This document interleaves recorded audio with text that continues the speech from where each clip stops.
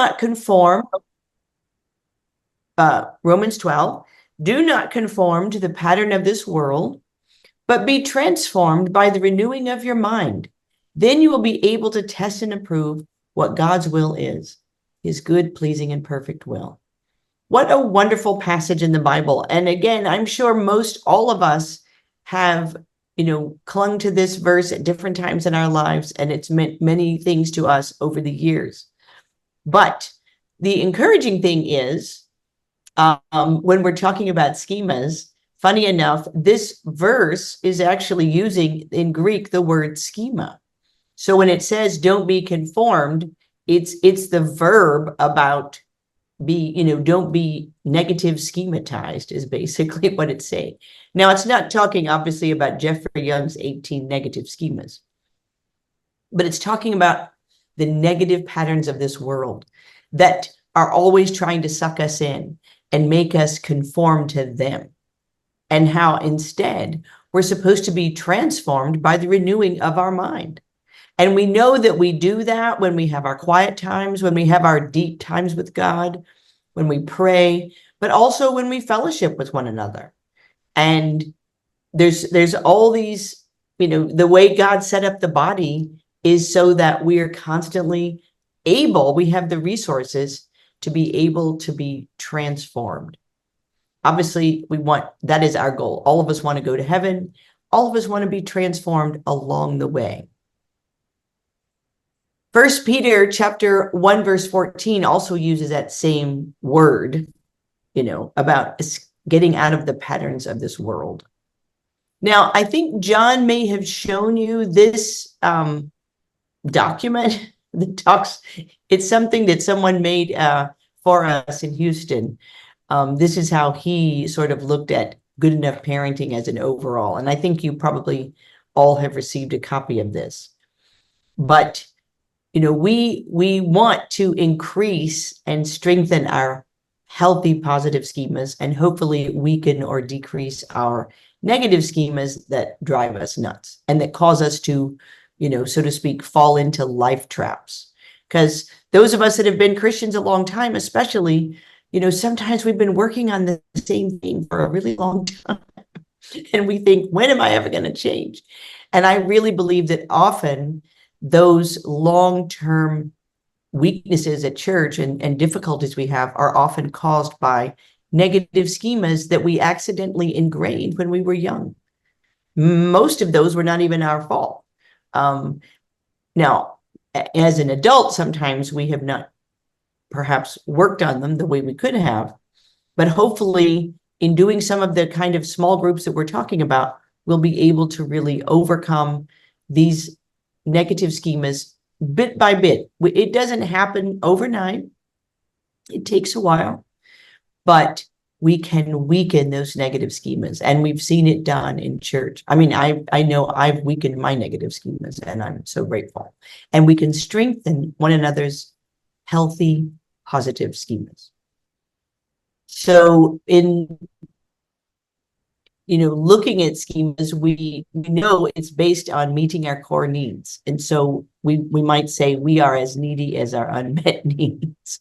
I'm sure you've heard John say that a negative schema is a result of an unmet need, and positive schemas are really a sign of needs met. So let's think about God's plan for the church. We know from the time that we study the Bible, God wants us to seek and save the lost, and he wants us to imitate Jesus and be more like Jesus. Absolutely. We know that Jesus came to be a light to the Gentiles, so to speak. And I think that we're supposed to be as much like Jesus as we can for the lost world, that's how we seek and save the lost. But I also believe that part of that involves binding up wounds. And if you think of even in the Psalms, in Psalm 147:3, it says he heals the brokenhearted and binds up their wounds.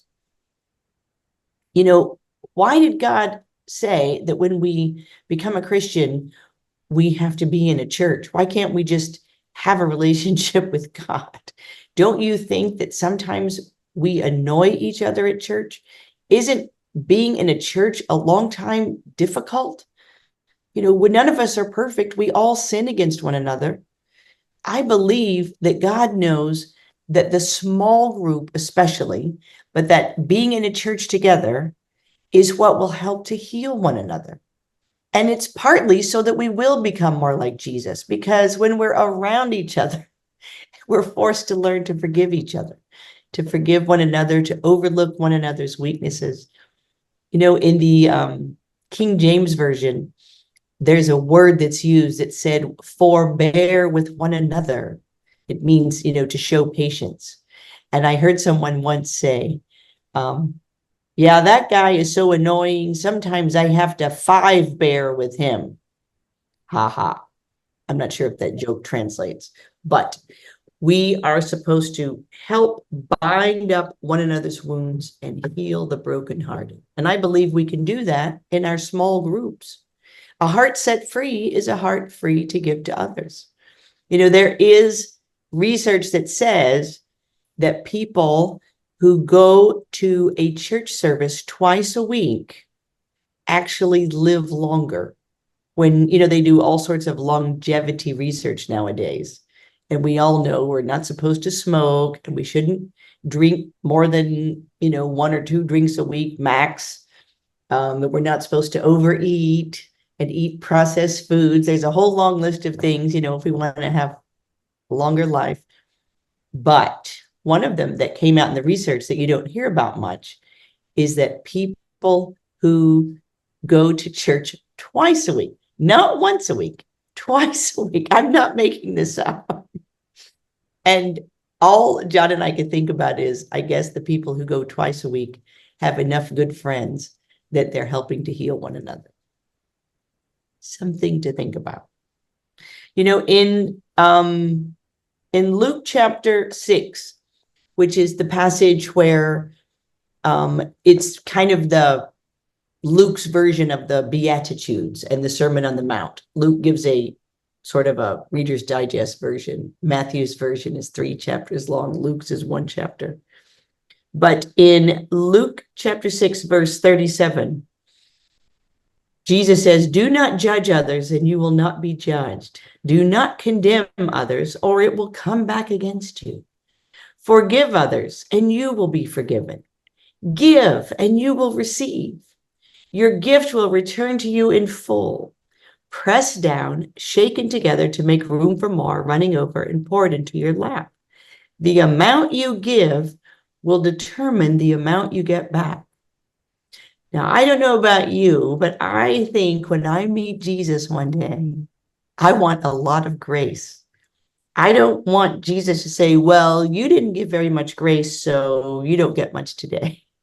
I want the full amount that's possible for me. And so I feel like that's how much grace I want to give to other people. And I hope that in our small groups, we will have that kind of relationship with one another, that we'll be able to give grace and give healing. I love that kind of small group. That kind of small group, I think, will help me get to heaven. So just to close out here, what is a possible upcoming training schedule for the next few weeks? Like I said, John and I are coming at the end of October in person, and we're going to do some training then on Good Enough Parenting. And we were thinking of doing some training on marriage in October, but John had an idea for possibly changing that up. So let me just put this out there for you, and please take a screenshot of this so that you can discuss this in your small groups and talk to Brian and Jessica about it. Next week is the last week of September, if I'm not mistaken, the last midweek for September. So John wants to talk a little bit more about weakening negative schemas. And he also wants to tell you about the statistics that came back from the survey that you guys did on your relationship with God, each other, and your negative beliefs. Then in the first midweek of October, even though we normally have the women's and men's midweek separate on the second week, we were wondering if we can beg your forgiveness. Could we choose to switch that up and have the sisters midweek on the first week of October, because we'll be in England and John would have to get up at 3 in the morning to do the midweek. And I felt like that's probably not the best. So I said, honey, can you please ask them if they can change it? So, if you don't mind. So again, that's something for all you guys to talk about. Then on the second week of October, John would do the last training that he would do on Zoom. And he could answer all the questions that you guys had about, helping each other heal and weakening schemas and this and that.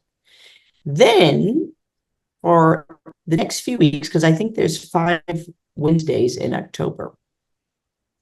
So on the third week, John was thinking it might be fun for you all to meet in your small groups, and he's got a game that he would love you to play. It's a game that helps you to know one another better. So basically the next few weeks would in October would be on strengthening relationships with one another. The fourth week would be sharing highs and lows with one another. And again, we can send a template, to show you an example of what we do when we do this with our groups.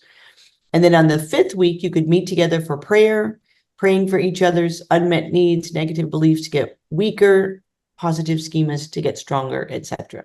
So this is just an idea, a proposal, we're throwing it out for you. So hopefully Brian and Jessica have taken some screenshots, and maybe the rest of you. And then this is something you could discuss in your groups to decide if this is what you'd like to do before we get there. We, like I said, will arrive on Halloween, I think, October 31st. And we'll be around for a little bit like 3.5 weeks, almost 4 weeks. And we'll have time to, get with all of you. We look forward to that. On not the first weekend we're there, but the second and third weekend we're there is when we do the training on the Good Enough Parenting. So John said he can do training for people on marriage counseling anytime while we're there. You guys can work out some dates for that. And yeah, so just have a good time brainstorming, and I'm sure you will come up with some great ideas to add to those. And that's all I have for you now. So I will say good night or good evening. For me, it's morning. So I will talk to you guys in person in a few weeks, and I hopefully will see you on Zoom in between. So thank you. See you later. Bye.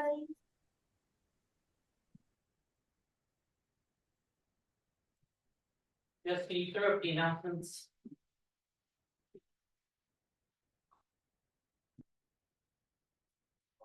Cool.